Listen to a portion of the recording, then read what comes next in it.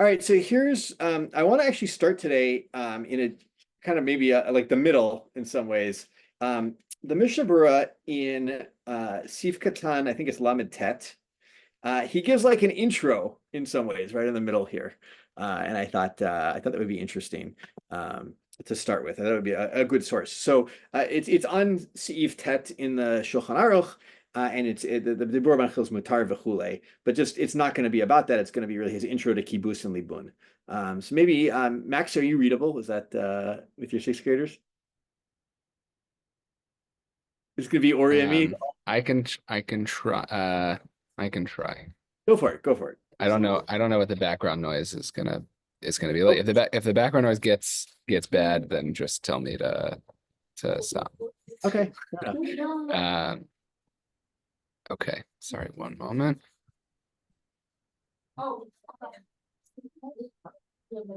Okay. You said Ed Mutar, right? Yeah. So, okay.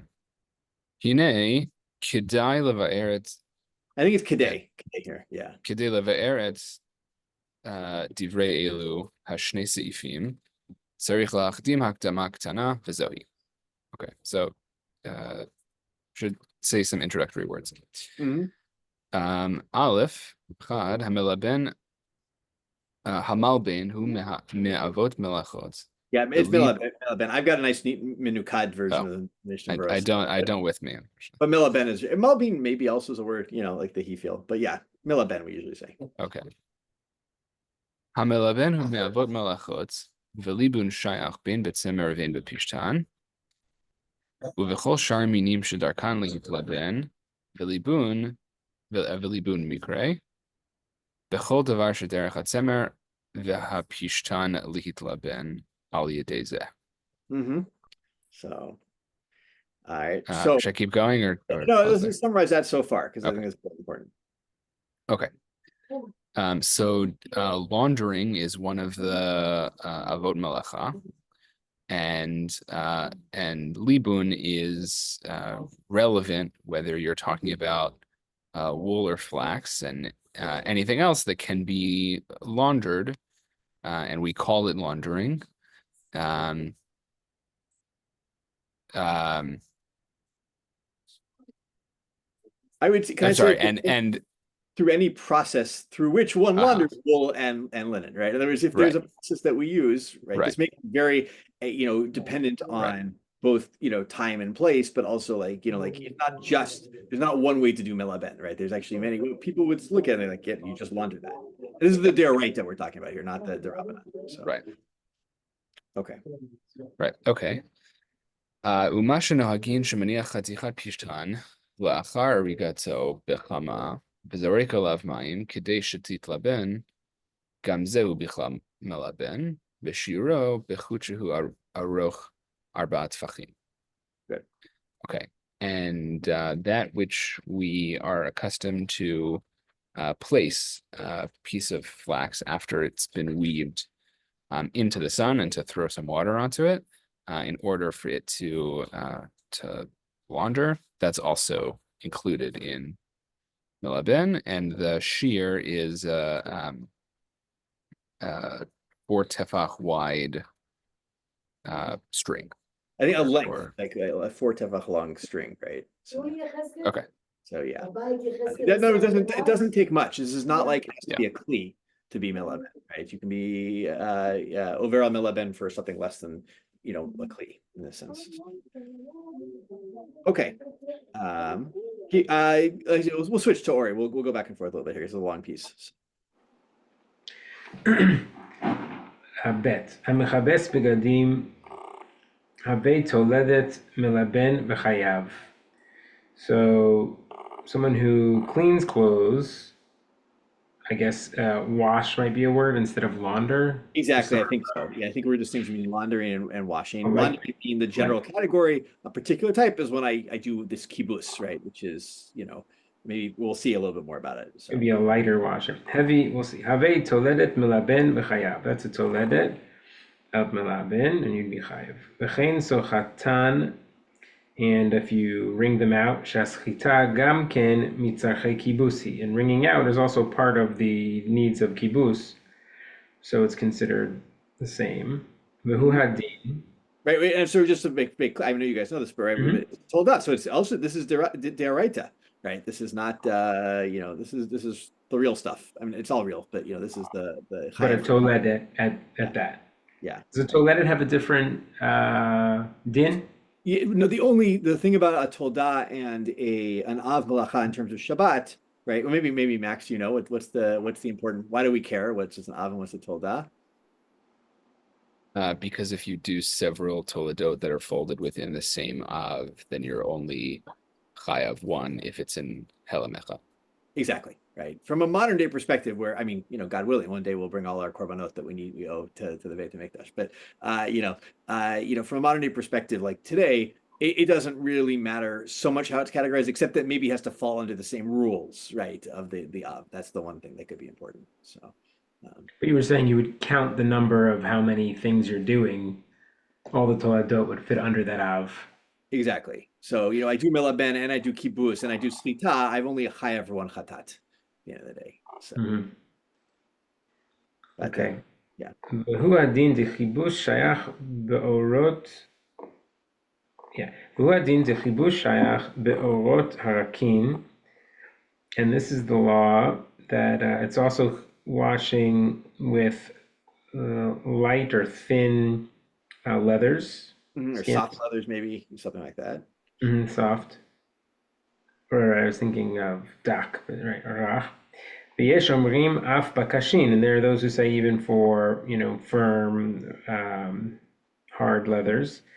Ach yesh chiluk ben orot leveged, but there is a difference between leathers and clothing. Devorot lo mikra kibus ad sheyeh kibus gamur. With leather, it would not be kibus until you've really completed it, or it's a complete kibus.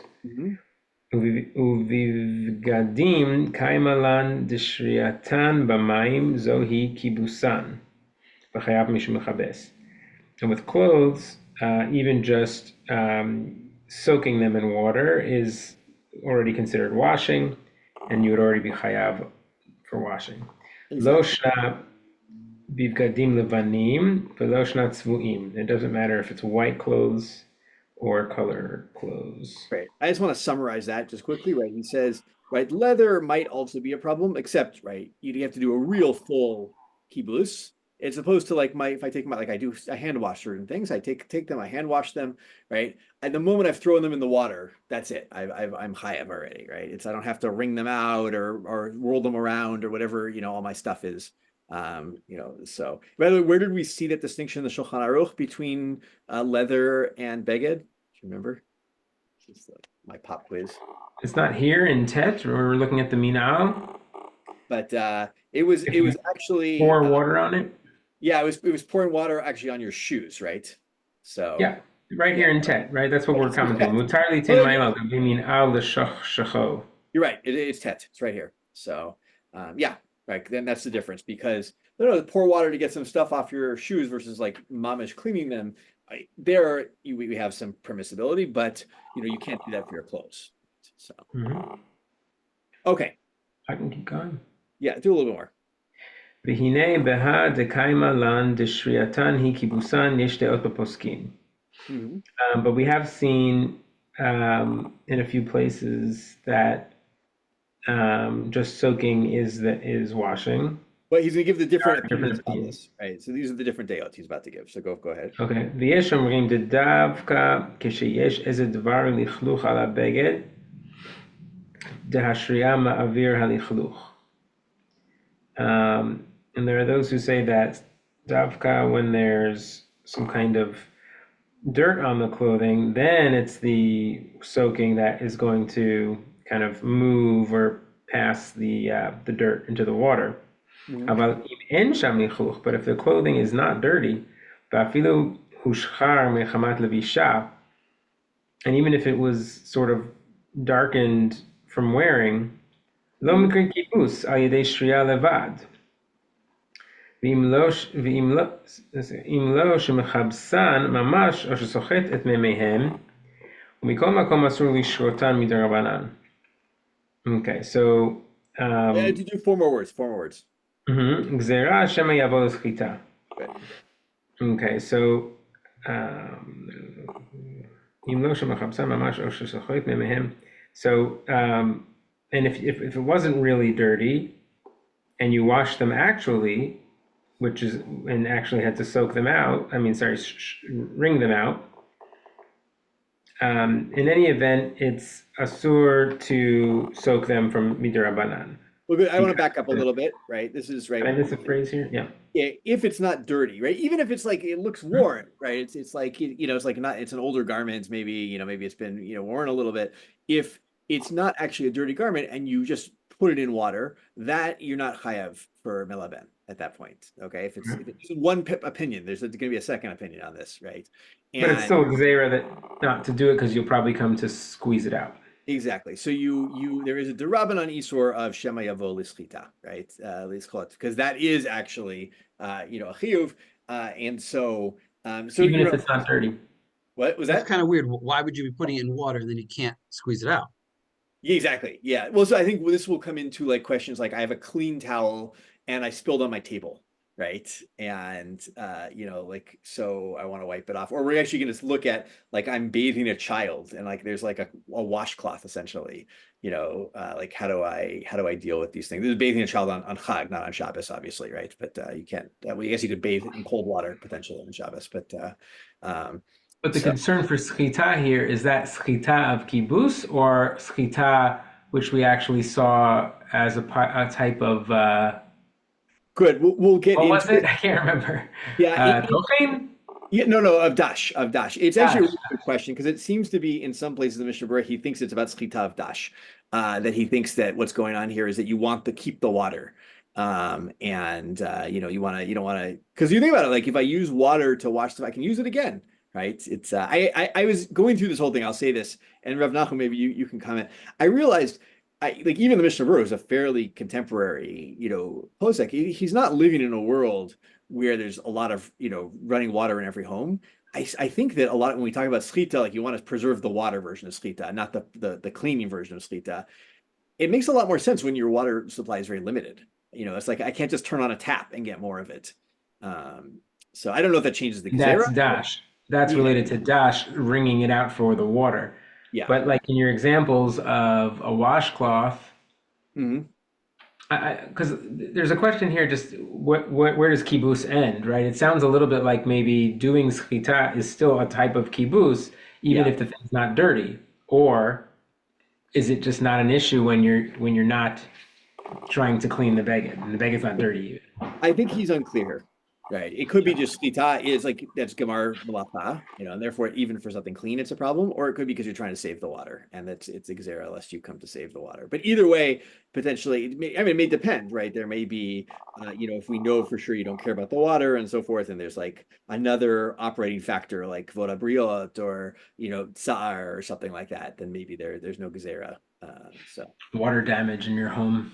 Yeah, that's why I think this is important because I don't know about for you guys, but for me this comes up every once in a while. Like there's a flood on Shabbos in your house. Like what happened? What do you do? Like can you wipe up the water off the table? These are very important questions that we actually need to deal with.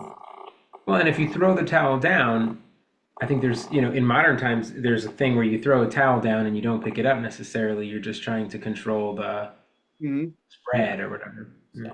Exactly. All right. Let me keep. Let's go to. By the way, Alan, welcome. We're in the middle of Mishnah Berurah Lamed Tet, the Sif Katan Lamed Tet, because this is a nice intro to the whole kind of topic. So I thought we would do this. And Max, let's have Max pick back up for the moment, and then we'll go to Alan eventually.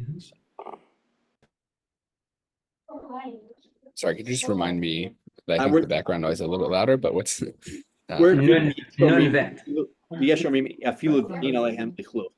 actually has there's a link on it to the charts. Okay. Got it. Sure. יש אומרים זה אפילו אין עליהם לפלוף כלל, אמרינן דשריעתן היא כיבוסן. אך כל זה דווקא אם הוא דרך קיבוס. אבל אם הוא דרך לכלוך, כגון שנטל ידיו במים ומקנקן במפה, ואפילו אם היו המים צפוחים הרבה על ידיו, ועל ידי קינוח הוטפח המפה, אפילו הכי לא שייך בזה שריעתו היא קיבוסו, דרך לכלוך. I think that would apply to your flood. I think so too, probably, right? Because you're actually messing up the towel. Right, yeah. If you're, or mopping the floor, I mean, whatever, yeah, you're getting it dirty. Let's say something spills on the floor, you throw a towel on it. Yeah. Even if there'll be a lot of water, it's getting it dirty. Exactly. And so maybe that's fine, right? And that's we'll see that I do want to do. There's actually the Mishnah Berurah has a Sif Katan on this. Sorry, Alan, we're in Mishnah Berurah Lamed Tet. So not it's like it's towards the end actually. I don't know about towards the end, in the middle of the of Siman Shimbet. So okay, Max, you can come off mute now and do a little. אוקיי, ויש מחמירין עוד, שאם היו המים מרובין, אפילו כשהוא דרך לכלוך, אמרינן שריעתו היא קיבוסו, ועל כן הם סוברים כשנוטל ידיו, ורוצה לנגבן במפה, יראה לנער ידיו עד שלא ישאר להם רק מעט מים, ואז מותר. ועתה נבוא לבאר את הסעיפים. Okay. Okay, so some are even more machmir that if there's a lot of water, even if it's derech lichluch, then we still say shriatzo hukibuso. And so they hold that if you're washing your hands and you want to dry them off with a hand towel, then you should shake them a little bit until you get most of the water off, and then it's motor. Yeah, this will be the Shulchan Aruch and Yud, right? The Mechaber thinks that, the Ramah disagrees, but that's the opinion of the Shulchan Aruch. So, good. I think actually I'm going to change my order up a little bit here, just based on time. I want to go through the Se'ifim in the Shulchan Aruch itself once, and then we'll come back to some things in the Mishnah Berurah. But I just want to look at the whole thing. I want to introduce this just by saying this morning, Gedalia, he goes to see, he's in kindergarten, so they still have like rest time or something like that. So he likes to bring a blanket with him. And he took the blanket out of his backpack yesterday. He threw it on the floor. And I picked it up. I was like, this is kind of dirty. I was like, I'm just going to shake it off and then I'm going to put it back in his backpack. That'll be fine. That'll be clean enough for him to use at school. And then I thought, oh my gosh, this is Seif Aleph in the Shulchan Aruch. So this is it's not Shabbos, obviously, but seeing that. Okay, so let's do maybe Alan, start us off. Shulchan Aruch Shin Bet Seif Aleph. Sure. All right, 1 second. Okay, back. Okay, Hamina'er? Yeah. Hamina'er talit chadasha shechora min hatal she'aleha chayav sheni'or yafela kmo kibus. והוא שמקפיד עליה שלא ללבשו ולא ליאור. So one who shakes out a talit, a new talit that is black, a new black talit from the towel that is on from the dew, right? The dew that's on it. You're chayav, because the ni'ur is good to it as if it was kibus, like it. Exactly. It's not real. It's not kibus, but it's good to the beged as if it were kibus. So that's why you're chayav. But actually, just let me interrupt for a second. It's actually very similar to like the spin cycle on your washer, because they used to squeeze things out by squeezing it, by putting pressure. We don't do that anymore. We generally squeeze it out by spinning them, which is the same thing as shaking it out. But the spin cycle is wet. Yeah, but so is this towel. Yeah, shaking is doing the same thing actually, right? As a spin cycle. Well, a spin cycle is using a complete rotation to get the different, it's using the centrifugal force. But how do you know that this talit is wet? I mean, it's got dew on it. It's not soaking wet, but he's category. I mean, it's an interesting question. How much of the dew is absorbed? It's hard to imagine. Like morning dew, like you left it hanging outside or something, and it was like dewy in the morning, so you're like shaking it out.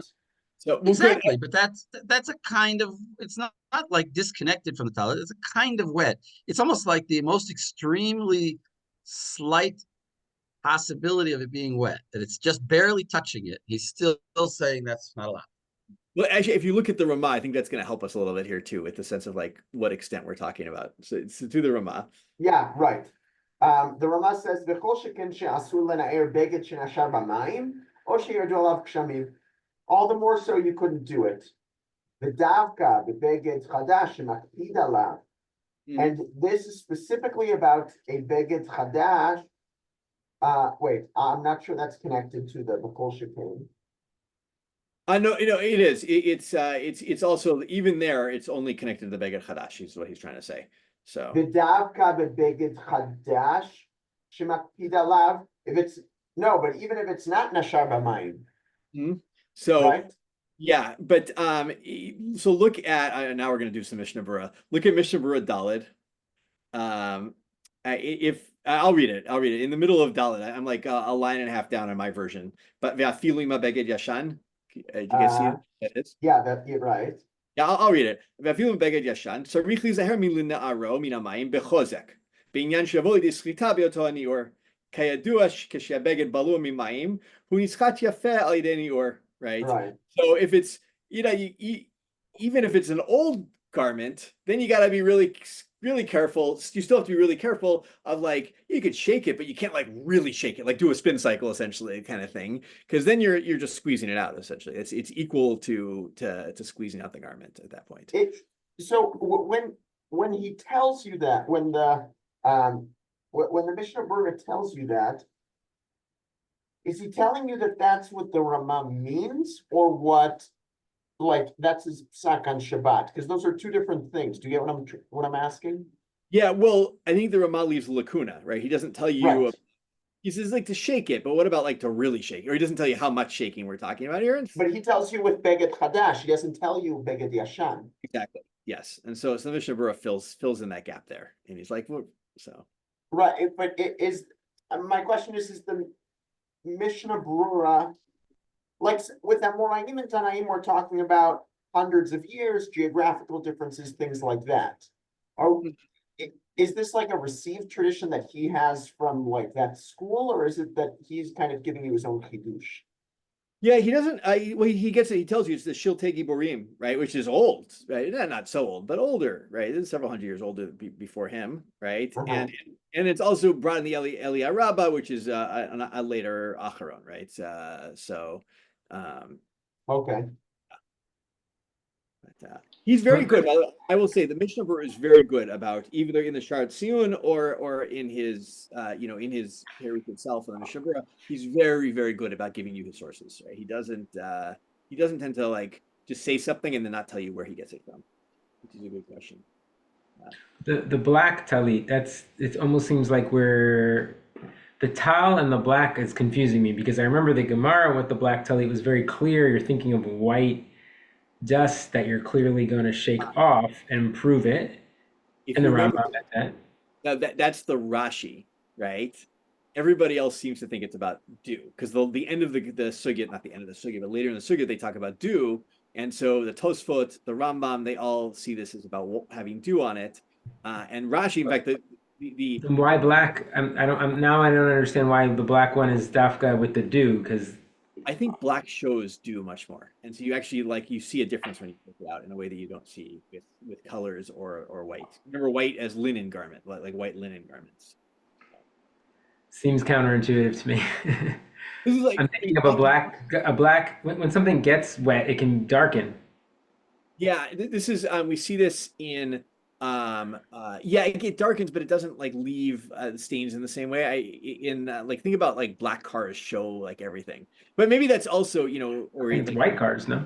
Yeah, white cars really show dirt and mud. I mean, you're right. It's because it's whiter. Yeah, but don't think like pristine white. Think like linen white, kind of thing. But the fact that he brings shchora here, isn't that a major limiting factor to this halacha? I mean, if we're talking about shaking out, towel wet. But you notice that the Mishnah Berurah and the Ramah, when he says that to really shake it out, when it's like, it not really shake it out, when it has like a lot of water on it, then the color doesn't matter anymore. It only matters the newness of the garment. Right? He's taken out the color at that point. So He says the age doesn't matter, but I get you're assuming it's just then you're really doing Sharia essentially. exactly, yeah. Or Shchita. Yeah, but all right, but let's do Alan, do a little bit more. We're dropping people like flies here. This is good. Do the Yeshomrim, because you see Rashi comes roaring back at us. Okay, יש אומרים ואסור לנער בגד מן האבק שעליו אם מקפיד עליו. And there's some who say that it's asur to shake out the dust that's on it if you wouldn't otherwise wear the beged. V'tov lachosh lidvarav, and it's good to follow this opinion. Yeah. Aval mutar lehasir hanotzot min habeged b'shabbat. But you're allowed to take out the feathers that are stuck on the garment on Shabbat. So these are ones that get like attached to it, right? That you're, walking around and you, right, but you get some stuff stuck on it. You can pull it off because it's not really in the garment in the same way. So. Okay. Because it's not really in the garment. Yeah. So. As opposed to the yibolot that we'll get to, maybe. Yeah. Exactly. So that's, I think, the difference here. Here's stuff like that came from. I remember I saw that somewhere, but it was in the Mishnah Berurah, I thought. Hold on one second. Zayin, yes, but yeah. Look at Zayin. I'll be reading the Mishnah Berurah. Zayin mutar le'asir she'in zin domeh lelibun she'ein notzot techuvim betocho kemo hamayim ve'ha'afar. Right? Those are like feathers that get stuck in it or little stuff. So maybe because I was a couple of minutes late, but so why is this libun?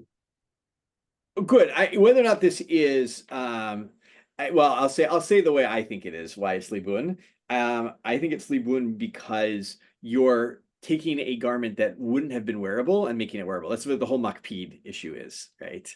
Going there, that you wouldn't wear it unless you shake it out, and now you're willing to wear it, and that's where it becomes an issue.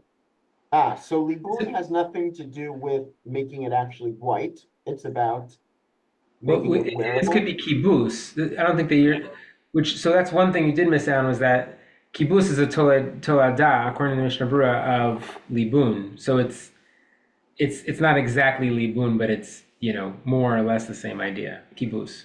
Although kibbutz is usually seen as with water, and so like this is maybe a different tolda of libun, but it's some sort of tolda of libun, right? Because you're chayav actually for doing it. This is a full blown. But how do we know if it's a tolada of libun? Because if you say chayav, then it's got to be d'oraita. So. Okay, fine. So, but okay. Was there one other thing I wanted to add one thing since we're here anyway. In Sif Katan Vav in the Mishnah Berurah, he says it's tov to lachush ledvarav, about the shaking the dust off your. Right. Be careful. This is Rashi. I just want to read it here. Right. En be'alei rabba b'shekatav demidina yesh isur bazeh. He thinks it's full isur. Ki arbe rishonim sorim kashitat Rashi. Ayan sham. Okay. Right. Nonetheless, in mikol makom near edi yesh lismoch al de'er rishona lehakel ayadei eno Yehudi. The Mishnah Berurah says, I think you can rely on the first thing and therefore ask a non-Jew to shake it out, shake the dust off of it for you. Ubifrat de'ika lifamim mishum kavod habriot bazeh, because sometimes there's kavod habriot in this, right? You don't want to walk around with a dusty jacket. V'tov lizaer kesheba shacharit b'shabbat leveit hamidrash le'aniach kova'o v'gadav bimkom shimur kedei shelo yiplu la'aretz ve'yalu avak alehem ve'avo lechilul Shabbat. But you should be very careful when you come to shul, or it's not lav dafka shul. I think he's giving a thing, and you put your clothes in a way they're going to slip off the hanger. Or whatever, and someone's going to knock them over and they get dusty, and you're going to do a chilul Shabbat by shaking them off. So that was kind of interesting. Like it's a good advice on Shabbos. Do a nice job hanging up your clothes, like when they're above like a dirty floor, kind of thing. So, right. I like that because it's a nafkamina for our world. It's not only about the punishment. It's like if you think you can't clean it out, then don't just throw your stuff to get dirty all the time as if it's the week, right? It's Shabbat. Put it down carefully. And that actually explains better like how you do this lemaisa, you know. Yeah, that's really good too. Oh, so go for it, Alan. Go for it. No, just a conceptual question. I have a very white talit, like not one of the worn beige ones, but like a white talit, and I sit down and it gets dusty. Can I not just like flick off the dust? Like, what is the Shabbat problem about going like that to the dust? I think Well, some we haven't seen flicking. We've only seen shaking. Right. I don't Yeah. see why flicking would be a problem based on that. it sounds like if it's just on top, it's like the notzot, right? If it's just on top, right? But if it's like really in there and you're shaking out the dust, like you think about like a dusty garment where if you'd whack it, right, dust comes out kind of thing. You know, that's the way I was thinking about it. Right. And what's the problem with that? Like That is- simply. So simply, it's a lot of people wouldn't wear that garment if it's like so dusty that if you put it on, a big cloud of dust is going to come up, right? Or But so then we've got to be talking about a really disgusting garment, right? Not like a stained shirt or like a shirt that has a little dust on it. no, I think we're talking about a lot of. We're talking like it falls. You know, that's the thing. I think we're really talking about dirt floors kind of things here. You know, not. Right. You know, although our modern floors can be kind of dirty too sometimes. You know, it's that's Not on Shabbat. I sweep every Friday. yeah, you know, I'm not talking about your house. I'm talking about a shul, right? This is Oh, yeah, you know, shul maybe they're not so well maintained. I don't know. It's okay. I've seen some dirty shul. So, In a conservative shul like ours, you have a cleaning crew, so it's never dirty, which is to me still so foreign, you know, but it is very clean. I mean, the minion. Well, go for it, Alan. No, one of the challenges in learning these, like in general, since learning Hilchot Shabbat, I just don't understand the world that they're in. Yeah. I mean, yeah, simply. No, I think you're hitting on a very important point, which is right. We have to take the principles and adapt them to the world we live in, right? We live in a cleaner world, a world with better colors. We also live in a world where this is very scary thing called electricity, you know, and computers that have shown up and their own, you know, it'll be very interesting because we will, I mean, God willing, we'll cover it. But you know, when you go through the Shulchan Aruch, it's actually like if I sat down with my kids and went through the Shulchan Aruch on Hilchot Shabbat, they'd be like, I don't understand. None of the stuff that we really, you know, don't do on Shabbos is in here, right? They're like, where's the like, don't turn things on, right? Yeah. Like They talk about like don't chop the chicken's neck. exactly. Don't cut Yes. it, yeah. Yeah. You know, I mean, literally, my son. It was a couple of years ago. So he was probably about 3 or something like that at the time. He said to me, he said something that was like amazing. I can't remember what it was. I told him he couldn't do on Shabbos. Let's say I don't know, grind something or something like that. And he's like, oh yeah, because it's a type of electricity. Right? Because he associates anything forbidden on Shabbat with electricity, right? That's just the way he connects it in his head. Is the Ikar of Shabbat is electricity, and the rest of it is just a Tolda of electricity, right? It's like a different world that we live in that sense. So, But I think Muktzeh has captured it the best, don't you think? Because having a purpose on Shabbat has become almost like, and that's why I think when we grew up, all you heard about was Muktzeh, and you didn't necessarily know there were other things Asr and Shabbos that weren't Muktzeh, because Muktzeh was Muktzeh. And I also think that I just wanted to mention, Alan, the intro to, that's why it was very good to start with that intro of Tishin Aleph, because he does capture, quote unquote, spirit of Shabbat in that pasuk in a way that resonates way more today than every single one of these individual laws. Yeah. So I want to add to it too, right? The Muktzeh, it's not just in the modern world. The Mishnah is like half the Mishnah on Shabbat is about Muktzeh, right? It's about Muktzeh and Hotzah, right? That's if like you summarize the Mishnah on Shabbat, it's about Muktzeh and Hotzah, and it's like there's little other things, but that's mainly what it's about. And you're right, Muktzeh is also, my children do that too. They talk about Muktzeh all the time, right? It's like something they like. How do they know what muktzeh is? They just know, like that's just, you know, the term that gets used all over the place. So maybe it talks about my own pathos with Shabbos, but you know, that's muktzeh. We can't do that. It's muktzeh, right? It's so yeah. I have a larger, when we get to muktzeh, I have a larger theory about it, but we'll see if Rav Nachum buys my theory or Rav Landis. But so. But what's the conceptual problem on Shabbat? Like, I'm sitting down to design Hilchot Shabbat. Yeah. Right. Why is this here? Why is Hilchot Shabbat here? Why is Mila Ben here? No, because they cleaned in the Mishkan. Shaking out the talit here. Right. Because really cleaning something that's really dirty is a type of creative work. And I think that you don't necessarily feel that way. So, wait, could I No, give? no, no. But just for a second, theoretically, there is such a thing as really cleaning something, and that do you see that Laundering, fundamentally right? that could be creative work, or is cleaning to you not creating something? I think that's where you're struggling to really picture cleaning as like, I think you're right. Laundering's like, like my grandfather still washes a lot of things by hand. He like has his washing board and he like scrubs, right? Like I can understand why we wouldn't want to do that on Shabbat if we're designing Shabbat. But this just seems qualitatively different, right? Like I have dust on my talit. Let me just shake it off. Good. So let me put it a different way, and this is my perspective on this. Is I actually think that makeba patish becomes a model, right? It's like taking something from unusable to usable. Is a major category that sits over Shabbat. And even though this isn't all categorized as makeba patish, it's categorized as melaben, it's like to do melaben, to clean something that gets you to a wearable state is a problem. That's why makpid becomes such a big issue with these cases where you didn't stick it in water and rub it off and do all that stuff. But what you did was you did the final step. And that's a Alan, have you ever gotten food on your Shabbos shirt and wanted to clean it off and have somebody say, I "Don't cleaned clean it off, it's Shabbos"?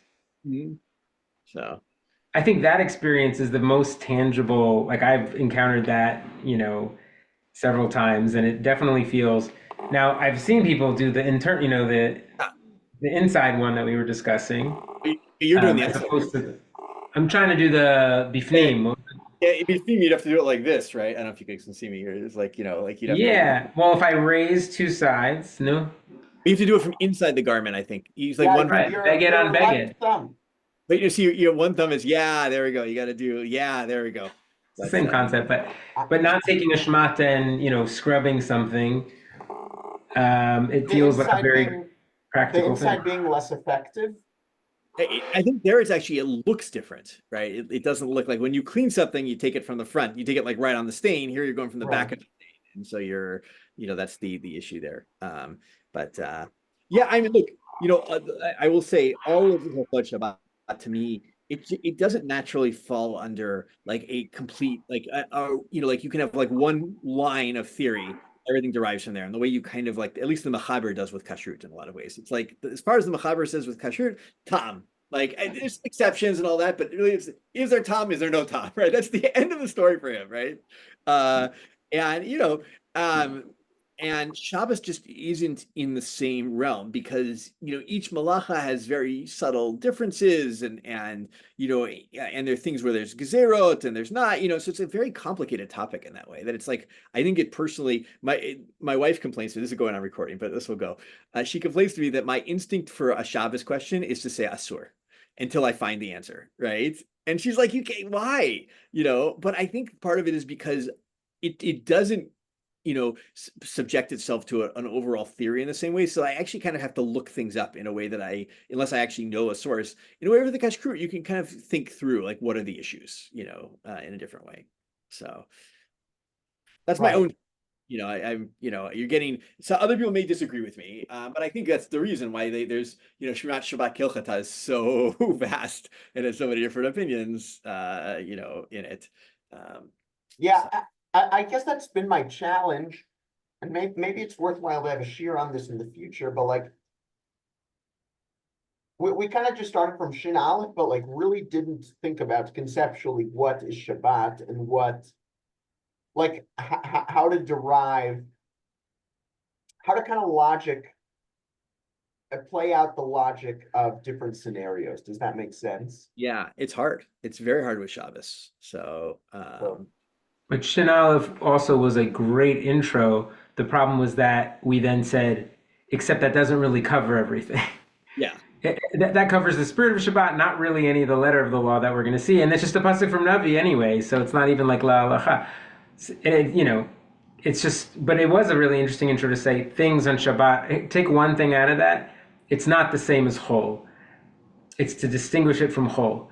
Then how do you distinguish from whole is all these different halachot that are so nuanced. But I think there is a reason why that resonated to a list of malachot, not just, Tiltul, it made the most sense in terms of Tiltul, but I do think it makes sense as a framework for everything. Just to know, you don't assume you do the same thing as you do on the weekday. Yes. Obviously, that leaves a lot open, but I'm just saying it's an intro. I will. So this is good. I like this because I think we need this a little bit.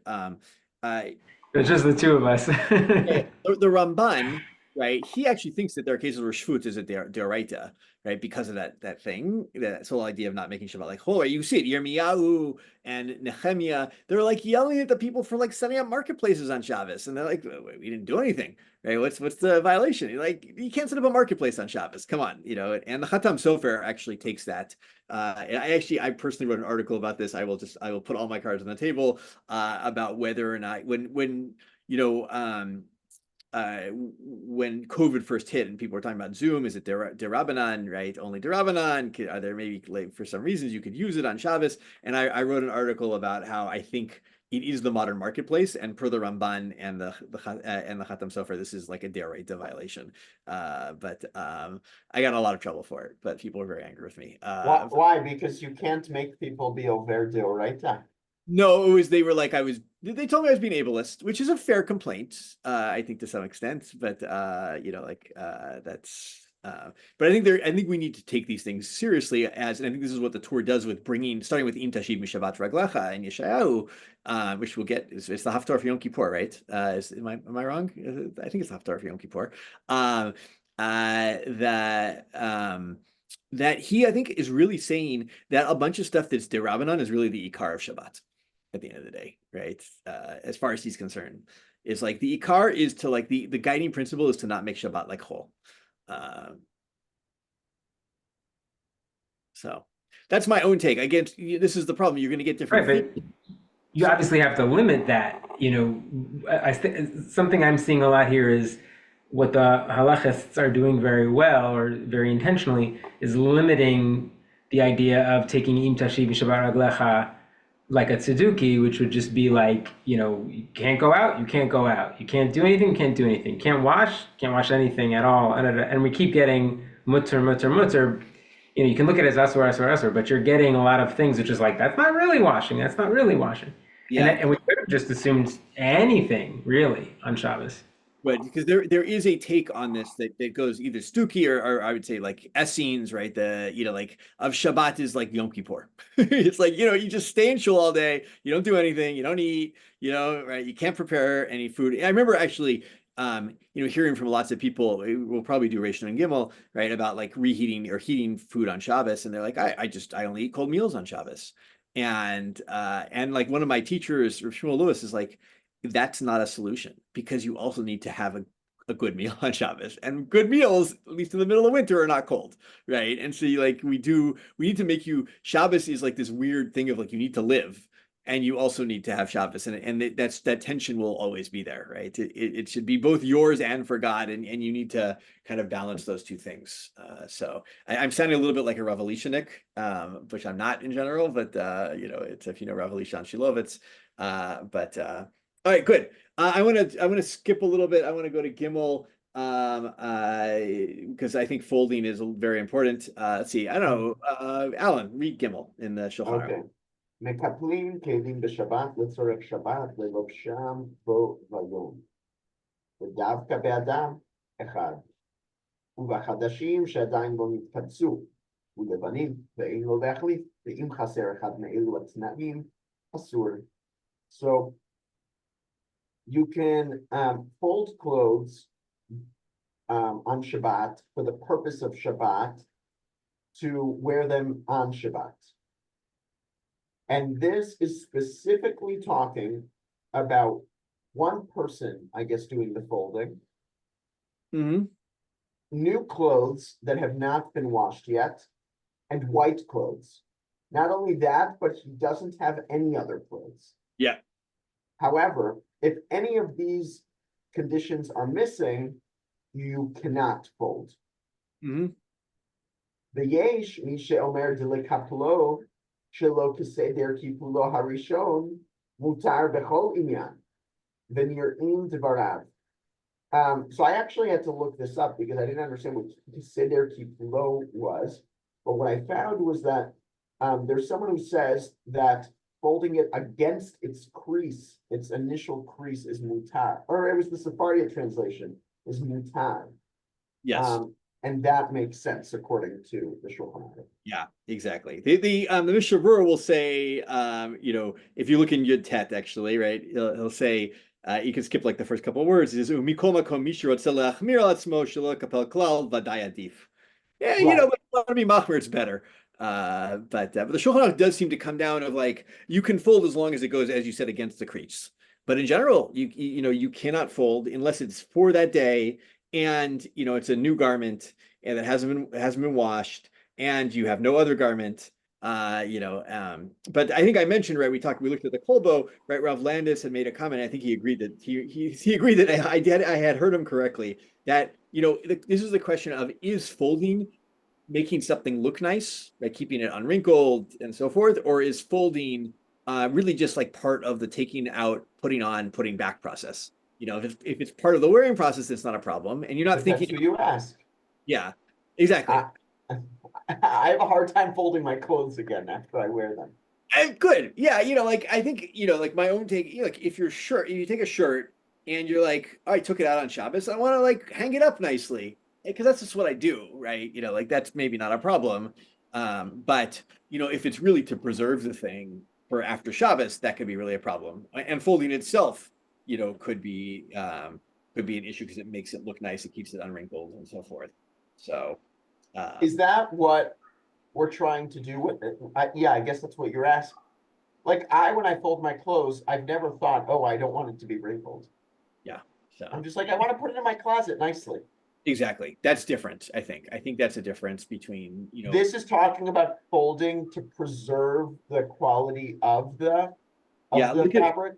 Look at the Mishnah. Why is it b'chadashim? I'm lost on why chadashim came over in this halacha. Oh, in Chadashim, yeah. Does he? I know from somewhere else. I'm trying to remember if the Mishnah Berurah says it, so I can show you an actual source on it. Yeah. Okay. You look at Ted Vav in the Mishnah Berurah. Shaloni Kabsu. Yeah. Go ahead and read it. Lefi shekol shelo nitkabsu hem kashim ve'ein memaharin likmot ve'ein chashuv hakipur tikun kol kach ad sheyeh nir'ah kemetaken mana. Mana is a kli or a beged, right? Okay. So lo nitkabsu meaning because every beged that has not been washed is kashe, it's firm, and it's not easily wrinkled, and therefore the kipul is not as effective. It's not as we don't consider the kipul to be tikkun to the extent that it looks as if he's mitaken. Exactly. Yeah. So. You're going according to, like on a new clothing, the fold is still very much pronounced and you're just reinforcing it. Exactly. Then on the other side of the equation, we just said the Yesh Mishomer said you can do it against the folds. Yeah, which makes it like more wrinkled, essentially, right? There, you're not concerned about extra creases in the thing or anything like that. I'm not convinced by that at all. I mean, I think you go against the fold, you still keep a nice line. Well, I don't think it's against the fold. Okay, this is. Oh, you mean completely unrelated to the fold? Because remember we talked about the talis thing, and it became halacha. Yeah. Literally halacha, what people do to fold against the fold on the fold.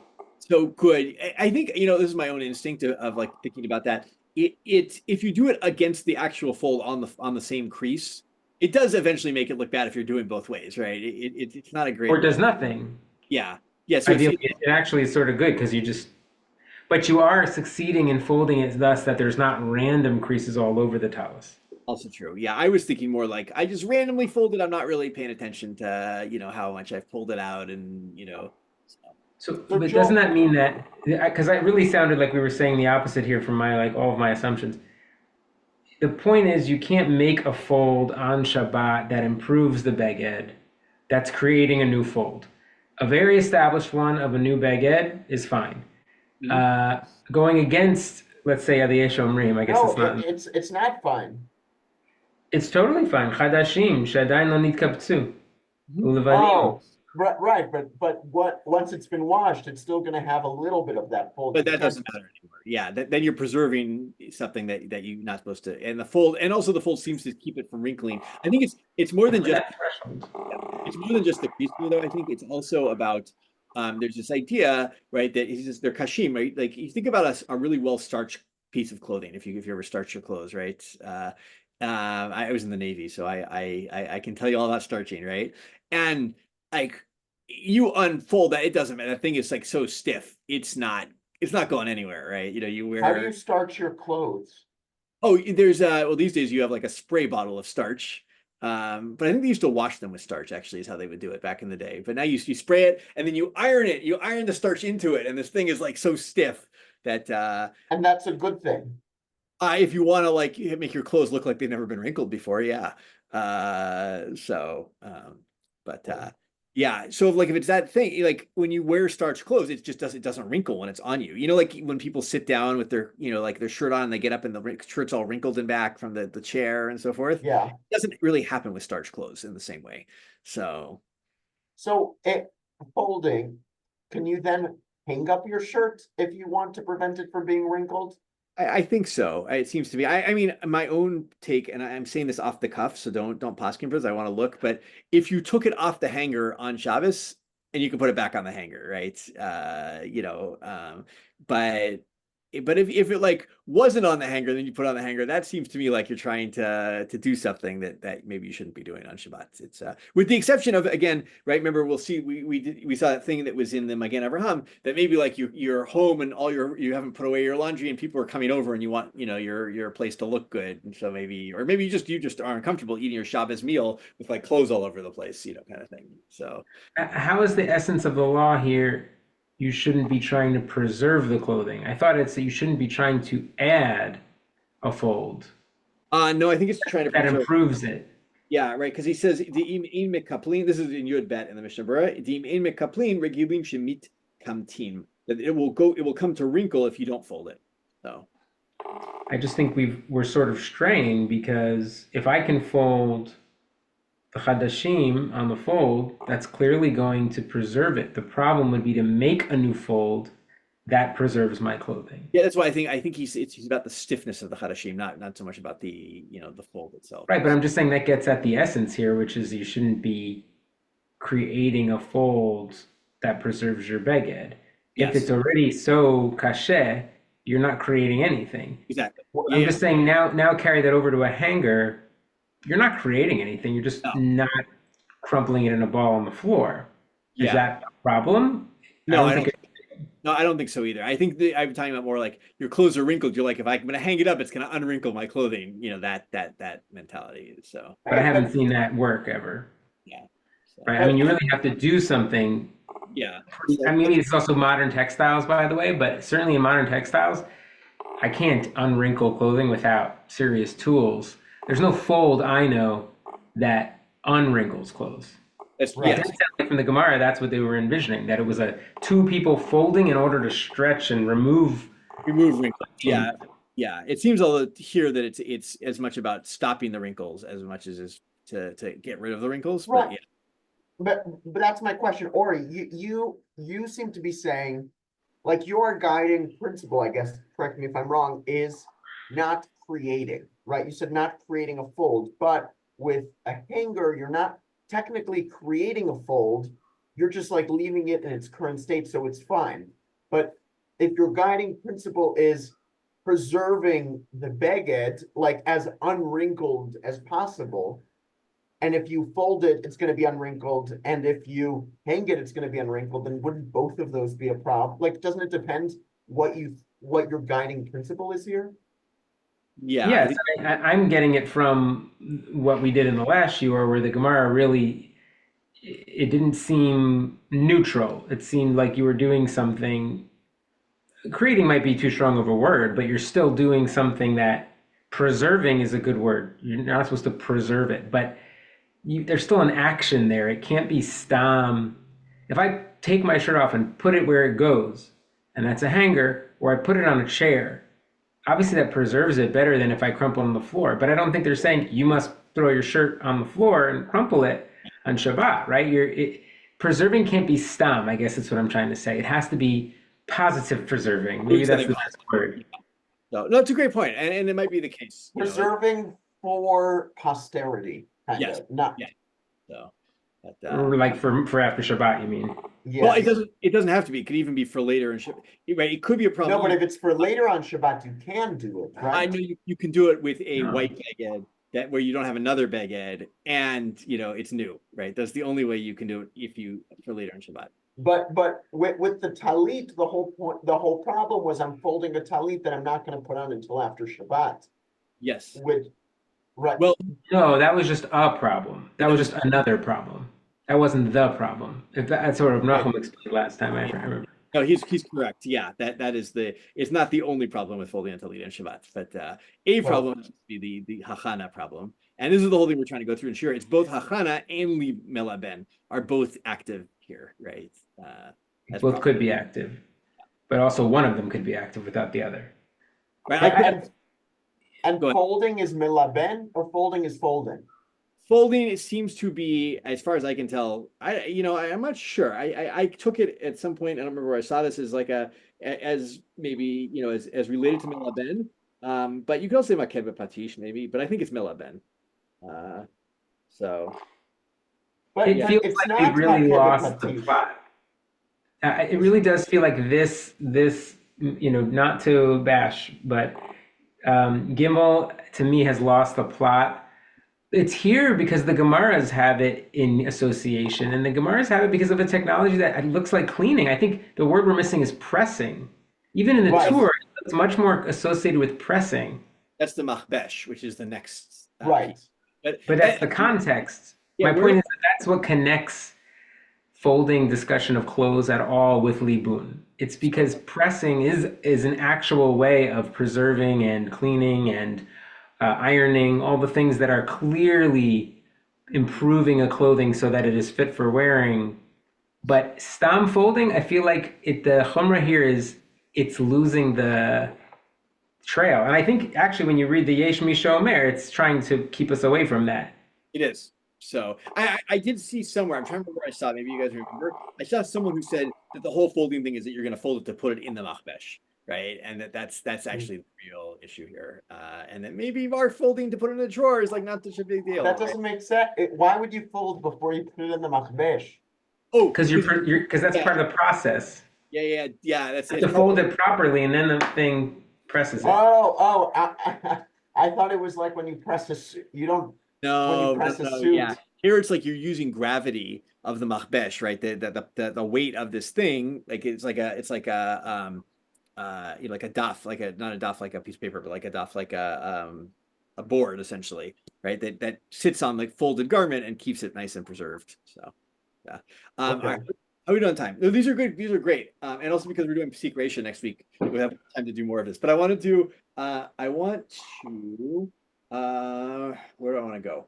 I'm going to skip a little bit about cleaning shoes and all that. Although cleaning shoes is important on Shabbos, like you're in the snow or something like that, and maybe don't like the Taz is the whole thing. If there's like one of those things outside your shul, it's got like a really sharp piece of metal that you like talk for shoes on. Don't do that.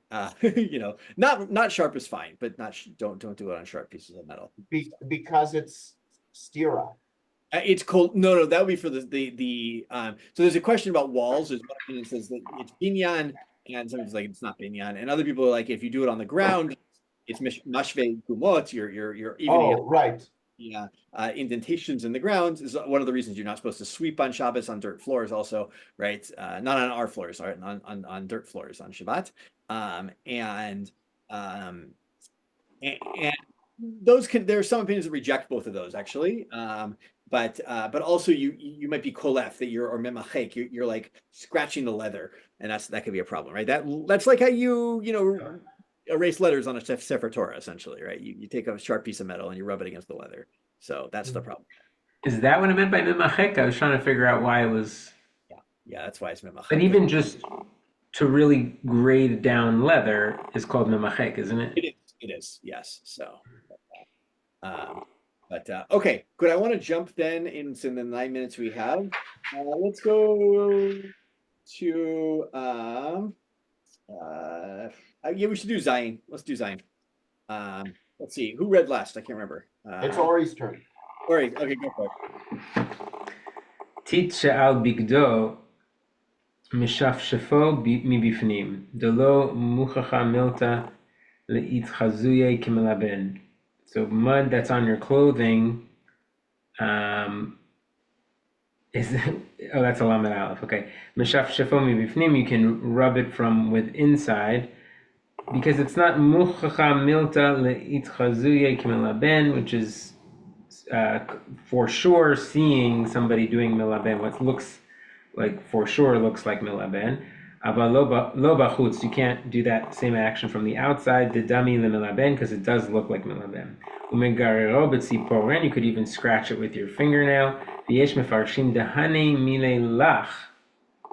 Aval yavesh asur. So they say that you could, rub it off. I guess the tziporen is what's being modified here. If it was wet, but if it was dry, you can't because then you might come to tochen. Actually, I think it applies to also the beged. Yeah. Both either from Ifni. Both could grind up. Yeah. Which I could picture dry dirt or something. Yeah. But I don't know about the this. If I can just wipe it off, I think we're still good. I'm still talking to Alan his previous question. Like if it's just like it's. Yeah, that seemed, and there. That's actually. Did I have that? Let's see. Was it Lamed Gimel in the? Mishnah Berurah. Well, yeah. Look, but I think the teeth here is like you walk, not like through a construction. I don't know. Here in Israel, buildings are built cheaply, so like you lean on a wall and suddenly you've got like white stuff on you.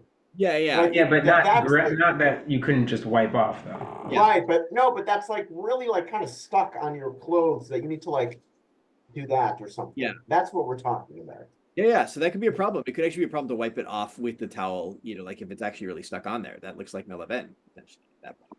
So, because that's how you clean clothes. So what does lo v'chutz mean?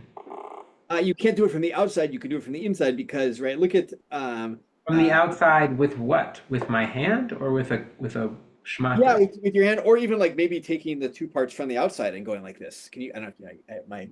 I can see, Yeah, but I don't see. I don't see how that's actually any different than doing this. It's the same thing. Here's the way I took it. It means you're covering it up. Well, I think from the inside of the garment is the way I always learned this. You can do it from the inside of the garment because it looks like you're kind of just like scratching an itch at that point, right? But if you're taking it like this is like, how my parents, when I would spill something on my clothes, they would they'd grab it and they'd like just start rubbing the sides together from the outside, right? That was seems like a terrible way to clean it either way. I think to me is taking a shmat something else to take it off. That could also be problematic potentially, depending on how stuck in there it is. I would think it's more problematic. I mean, that's like cleaning. I'm taking a shmata and cleaning. When I wipe it into the own garment, I'm not even removing it. I'm just sort of mixing it around, spreading it out, but it's going to stay in there. Maybe not, but yeah. This is another physical thing that's hard to picture what they're describing. Megaro b'tziporen, and also tit, Alan, you're thinking of the modern word tit, which is cement.